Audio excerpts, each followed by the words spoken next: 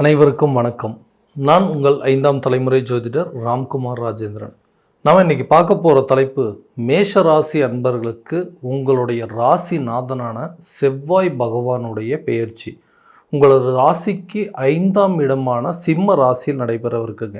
So இந்த நிகழ்வு June மாதம் 7ஆம் தேதி முதல் ஜூலை மாதம் 28ஆம் தேதி வரை நடைபெறவிருக்குங்க. ஸோ உங்களுடைய ராசிக்கு 5ஆம் இடமான பூர்வ புண்ணியஸ்தானம் புத்திரஸ்தானத்தில் நடைபெறவிருக்குங்க. ஸோ 1 மற்றும் 8ஆம் இடத்திற்கான அதிபதி 5ஆம் இடத்திற்கு பெயர்ச்சி அடைகிறாருங்க. ஸோ இந்த நிகழ்வு மேஷராசி அன்பர்களுக்கு எந்த விதமான அற்புதங்கள் மற்றும் சிறப்புகளை கொடுக்க போகுது அப்படிங்கிறத தெளிவாகவும் விவரமாகவும் இந்த காணொலியில் பார்க்கலாங்க. நம்ம சேனலை ஃபஸ்ட் டைம் பார்க்குறவங்க இந்த சப்ஸ்கிரைப் பண்ணிக்கோங்க, பெல் பட்டனை கிளிக் பண்ணி ஆல் ஆப்ஷன் கொடுத்துக்கோங்க. மேஷராசி அன்பர்கள் செவ்வாய் பகவானை அதிபதியாக கொண்டவர். இந்த செவ்வாய் பகவான் ஒருவருக்கு மனோதைரியத்தையும் உறுதியையும் வீரம் மற்றும் வீரியம் தன்னம்பிக்கை போன்ற அனைத்து அமைப்புகளையும் கொடுக்கக்கூடியவர். ஒருத்தர் தைரியமாக செயல்படணும் அப்படின்னு சொன்னாவே இந்த செவ்வாய் பகவானை பேஸ் பண்ணி தான் அவங்களுடைய ஜாதக அமைப்பில் ஒரு ஸ்ட்ராங்கான அமைப்பாக இருக்க முடியும் அப்படின்னு சொல்லாங்க. ஸோ இந்த செவ்வாய் பகவான் ஒருத்தருடைய ராசி நாதனாக இருக்கும் பொழுது அந்த ராசிக்கு, அதாவது இந்த மேசராசி அன்பர்கள் பார்த்திங்கன்னா எல்லா விதத்துலேயும் மற்றவங்க மத்தியில் நேர்மை நெறியோடு வாழணும் அப்படின்னு நினைக்கக்கூடிய நபர்கள், தைரியசாலிங்க, எல்லா விஷயத்துக்கும் எல்லாத்துக்கும் நம்பிக்கை உடையவர்களாக எப்போவுமே இருப்பாங்க. எதையும் எப்போவுமே செய்து முடிக்கணும், எந்த காரியத்தையும் ஈஸியாக செஞ்சு முடிக்கணும் அப்படின்னு நினைக்கக்கூடிய நபர்கள். யாருக்கும் எல்லளவும் துரோகமே செய்யக்கூடாது, நமக்கு யார் துரோகம் பண்ணாலும் பரவாயில்ல, நம்மளால் மற்றவங்களுக்கு எந்த விதத்துலேயும் ஒரு துரோகம் அப்படிங்கிறது நினைக்கவே கூடாதுன்னு நினைக்கக்கூடியவர்கள். அடுத்தவர்களுக்கு உதவி செய்யும் மனப்பான்மை அப்படிங்கிறது ரொம்ப ஜாஸ்தியாகவே இருக்குங்க. ஸோ யாருக்கும் கெடுதல் செய்யக்கூடாது, எல்லாருக்கும் யாருக்கும் எந்த எல்லளவு கஷ்டத்தை கொடுக்கக்கூடாது அப்படின்னு நினைக்கக்கூடியவர்கள். இந்த நபர்களுக்கு கடந்த சில காலகட்டங்களாக பார்த்திங்கன்னா வாழ்க்கையில் தான் நினச்ச ஒரு விஷயத்தை செயல்படுத்த முடியல அப்படிங்கிறதுல மிகப்பெரிய ஒரு குறைபாடாகவே இருந்துகிட்டு இருந்தது. எல்லா விஷயத்தையும் கரெக்டாக முயற்சி பண்ணுறாங்க, ஆனால் நான் நிறைய கஷ்டப்படுறேன், கஷ்டப்பட்டு ஒரு சில காரியத்தை செய்யணும்னு நினைக்கிறேன், ஆனால் அதில் எந்த ஒரு பலனுமே இல்லாமல் இருக்குது. எல்லாமே நான் ஒன்று நினைக்கிறேங்க, ஆனால் நடக்கிறது அப்படியே டோட்டலாக வேறு மாதிரி இருக்குது.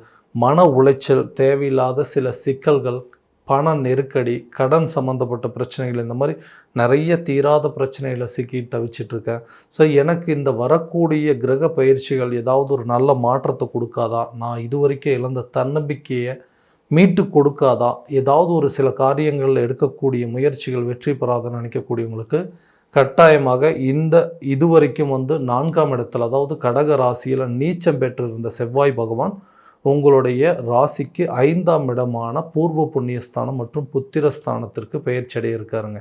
இந்த நிகழ்வு காலகட்டங்களில் நம்ம நினச்ச சில காரியங்களை கண்டிப்பாக சக்ஸஸ் பண்ணி காட்ட முடியும். ஃபார் எக்ஸாம்பிள், நீங்கள் ஒரு தொழில் அப்படிங்கிறது ஒன்று தொடங்கியிருந்தீங்க, அந்த தொழிலில் பெரிய மாற்றம் அப்படிங்கிறதே இல்லைங்க, பெரிய முன்னேற்றம் அப்படிங்கிறது இல்லாமல் இருக்குது. எந்த முயற்சிகள், அதாவது அடுத்த அடி எடுத்து வைக்கணும் அப்படின்னு நினச்சா ஒவ்வொரு அடியுமே பயந்து எடுத்து வைக்க வேண்டியதாக இருக்குது. நிறைய கஷ்டப்படுறேன், நிறைய உழைக்கிறேங்க, ஆனால் அதில் எந்த பலனும் இல்லைன்னு நினைக்கக்கூடிய நபர்களுக்கு இந்த வரக்கூடிய காலகட்டங்களில் உங்களுடைய ராசிநாதன் செவ்வாய் பகவான் நிச்சயமாக இந்த கேதுவோடு சேர்ந்து இருக்கிறாருங்க. இந்த செவ்வாய் பகவான் அப்படின்னு சொன்னாவே மங்களக்காரகன் என்று அழைக்கக்கூடியவர்கள். ஒரு சில காரியத்தில் இதுவரைக்கும் இருந்து வந்த தடைகள் அப்படிங்கிறது உங்களுக்கு அகலும். தொழில் ரீதியாக நிறைய மாற்றங்கள் மற்றும் முன்னேற்றங்கள் அப்படிங்கிறது கொடுக்க போதுங்க. புதுசாக வேலை தேடிட்டு இருக்கிற நபர்களுக்கு புதிய வேலை வாய்ப்பிற்கு உண்டான வாய்ப்புகள் அப்படிங்கிறது நிச்சயமாக இருக்குங்க. அது மூலமாக ஒருத்தருக்கு ஒரு ப்ரமோஷன் கிடைக்கிறதோ அல்லது சம்பள உயர்வு கிடைக்கிறதோ, புதிய வேலை தேடிக்கிட்டு இருக்கிற நபர்களுக்கு ஒரு ஊர்லேருந்து இன்னொரு ஊருக்கு டிரான்ஸ்ஃபர் கிடைக்கக்கூடிய வாய்ப்புகள், இந்த மாதிரி பல வெற்றிகளை கொடுக்கக்கூடிய காலகட்டமாக இருக்க போது. திருமணம் ஆகாத நபர்களுக்கு திருமணம் நடக்கக்கூடிய ஒரு யோகங்கள் அப்படிங்கிறது கண்டிப்பாக இருக்க போதுங்க.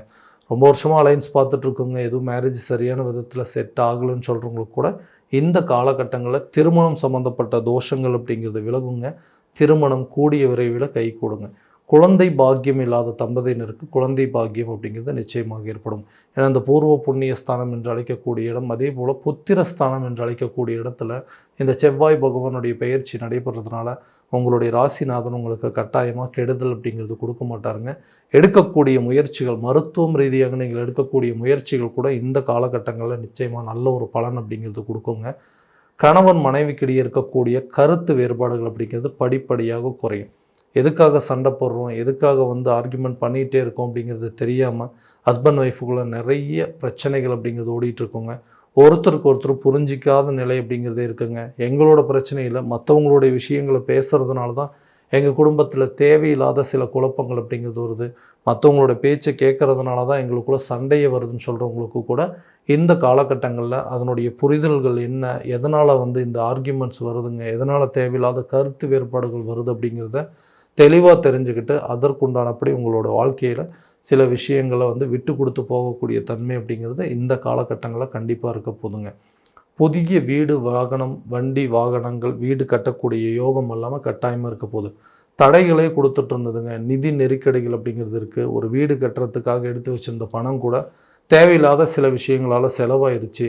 எனக்கு வர வேண்டிய தொகைகள்லாம் கரெக்டான விதத்தில் வந்தது அப்படின்னாவே நிச்சயமாக நான் என்னோடய வீட்டு வேலையை கண்டிப்பாக செஞ்சு முடிச்சிருவேன்.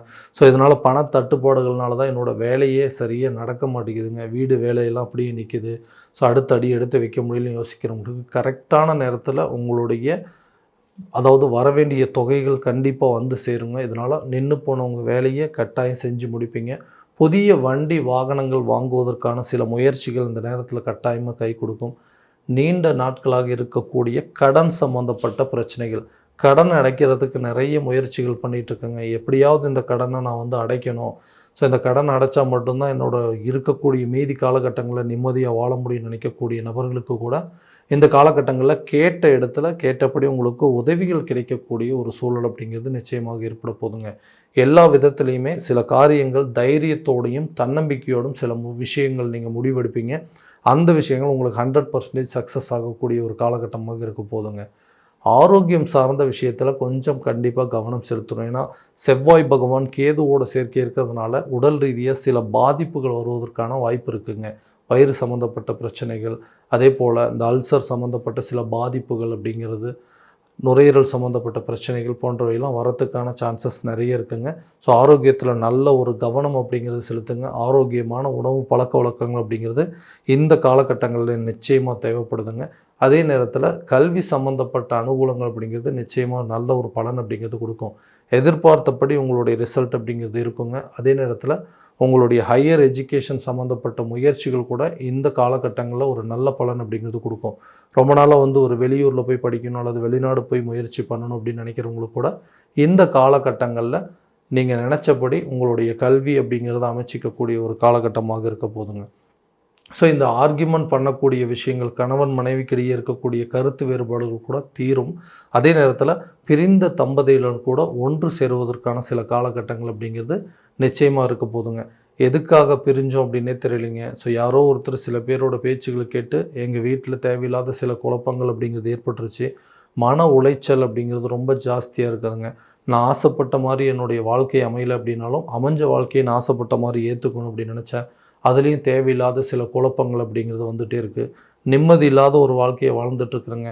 வரக்கூடிய காலகட்டங்களில் எங்களுக்குள்ள ஒரு நல்ல அண்டர்ஸ்டாண்டிங் ஏற்படுமா அப்படின்னு கேட்டிங்கன்னா, நிச்சயமாக பிரிந்து வாழக்கூடிய நபர்கள் கூட ஒன்று சேர்ந்து வாழக்கூடிய ஒரு காலகட்டமாக இருக்க போது பூர்வீக சொத்துக்களில் இருக்கக்கூடிய வில்லங்கங்கள் அப்படிங்கிறது தீருங்க. இந்த சொத்து எனக்கு வர வேண்டியது, எனக்கு நியாயமாக வர வேண்டிய சொத்து கூட இப்போ இருக்கக்கூடிய காலகட்டங்களில் எனக்கு சரியாக சேரலை. ஸோ இதனால் எனக்கு பெரிய மன உளைச்சல் ஏற்பட்டுருக்குங்க. வம்பு வழக்கு, கோர்ட்டு கேஸு பிரச்சனை அப்படிங்கிறதெல்லாம் ரொம்ப அதிகமாக சந்திச்சிட்ருக்கிறேன். ஸோ பூர்வீக சொத்துக்களை நான் அடையக்கூடிய யோகம் இருக்குது அப்படின்னு கேட்டிங்கன்னா, கண்டிப்பாக உங்களுக்கு வர வேண்டிய பூர்வீக சொத்துக்கள் உங்கள் கைக்கு சேருங்க.